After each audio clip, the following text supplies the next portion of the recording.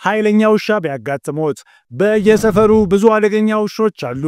በእንግድነት የሄዱበት ግቢ በመንገድ ላይ እርሶን ለማጥቃት ወደ እርሶ ቢሮጥ እንደዚህ ባለው ሁኔታ ውስጥ ራስዎን ቢያገኙ ምን ማድረግ አለቦት?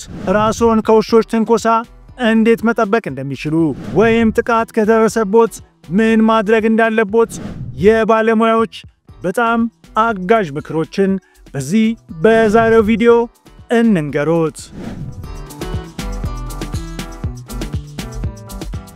ብዙ ጊዜ የሚሮጡ ሳይክል ነጂዎችና ሌሎች በፍጥነት የሚንቀሳቀሱ ሰዎች ጥቃት ይደርስባቸዋል። ውሾች ለእንቅስቃሴ ምላሽ ይሰጣሉ እናም መሮጥ አይጀምሩ።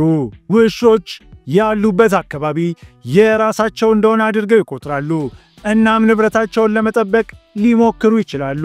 ስለዚህ ውሻው እርሶን ለማጥቃት ዝግጁ መሆኑን ካዩ ምን ማድረግ አለቦት? ጥቃቱን ማስወገድ። አትደንግጡ። ብዙ ሰዎች ውሾችና አንዳንድ እንስሳቶች የሰዎችን ፍርሃት ሊገነዘቡ እንደሚችሉ ያምናሉ። በመተናኮላቸው ምክንያት እንደተፈሩ ሲመለከቱ የበለጠ በራስ የመተማመን ስሜት ስለሚሰማቸው ነው። ስለዚህ ምንም ያህል ከባድ ቢሆንም ለመረጋጋት ይሞክሩ። ሊያስፈራራዎት እንደማይችል ካየ እርሶ ለመበሳጨት አደገኛ ሰው እንደሆኑ ያስብ ይሆናል። መሮጥ የውሻውን ስሜት ለማሳደድ ያነሳሳል። ስለዚህ እርሶ ራስዎ ችግር ሊፈጥሩ ይችላሉ። ዝም ብለው ቁሙ። እየሮጡ ከሆነ ለመራመድ ፍጥነቶን ቀንሱ እናም ከዛ ሙሉ በሙሉ አቁሙ። ምናልባትም በፍጥነት በሚንቀሳቀሱበት ጊዜ ውሻው እንደ ስጋት አይቶት ይሆናል። መንቀሳቀስ ካቆሙ ውሻው ለእርሶ ፍላጎት አጥቶ ይሄዳል። ከውሻው ጎን ለጎን መቆም።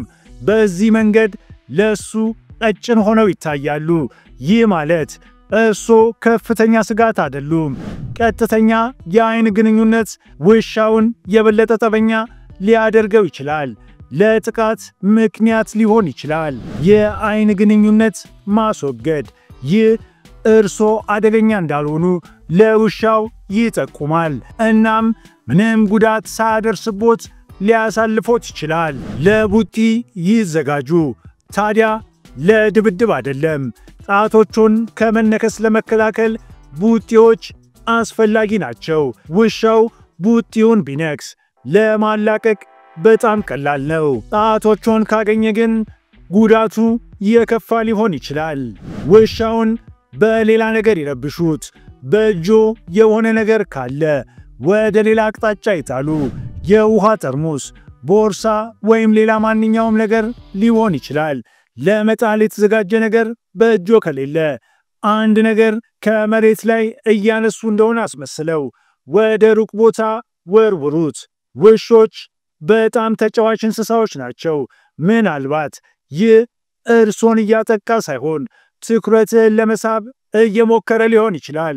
ሁሉም ጨዋታዎች ውሻውን ለማዘናጋትና ለማምለጥ አስፈላጊ ጊዜ ሊሰጡት ይችላል። ውሻው ወደ ኋላ እንዲመለስ ዘዙ። ውሻው ነገሮች በጥሩ ሁኔታ እንዲሄድ የማይፈልግ ከሆነ እርሶም ኃይለኛ ከመሆን ሌላ ምርጫ የሎትም።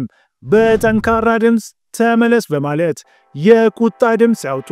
በዚህ ሁኔታ ውስጥ ሆነው የሚርበተበቱ የሚፈሩና የሚሸሹ ከሆነ እርሶ የበለጠ አደጋ ላይ ይወድቃሉ። ጥቃቱን ማስወገድ ካልቻሉስ በተቻለ መጠን በትንሽ ጉዳት ለማለፍ ምን ማድረግ አለቦት? ራስዎን ይከላከሉና መልሰው ይዋጉት። ሁሉንም ሞክረው ሳይሳካ ቀርቶ ውሻው መናከስ ከጀመረ ራስዎን ለመጠበቅ አስፈላጊውን ሁሉ ማድረግ አለቦት።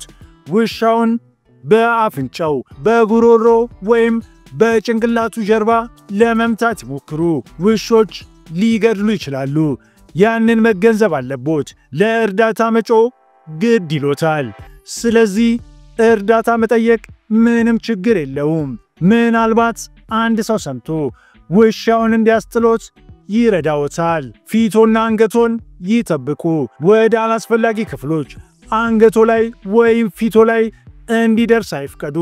እዚያ አካባቢ ከተጎዱ ራስዎን መጠበቅ አይችሉም። ውሻውን መሬት ላይ ለመጫን ክብደቶን ይጠቀሙ። የውሻውን አንገት በመጫን ይህንን ማድረግ ይችላሉ። በዚህ መንገድ ትግሉን ያሸንፋሉ። ከጥቃቱ በኋላ ሐኪም ጋር ይሄዱ። ትንሽ ቁስል እንኳን ለኢንፌክሽን በር ከፋች ሊሆን ይችላል። ቁስሉን ለማጠብና ደሙን ለማቆም በፋሻ ይጠቀሙ። ውሻው እብድ ሊሆን ስለሚችል ተከታታይ ምርመራዎች አስፈላጊ ሊሆኑ ይችላሉ። አደጋውን ለሚመለከተው ያሳውቁ። ስለ ውሻ ጥቃቶች ያሉትን ልምድ ከዚህ በታች ባለው የአስተያየት መስጫ ውስጥ ይንገሩን። እናም ደህንነታቸውን ለመጠበቅ እንዲረዳቸው ይህንን ቪዲዮ ለጓደኞቹ ይላኩ። ሰብስክራይብ ማድረጉ እንዳይረሳ።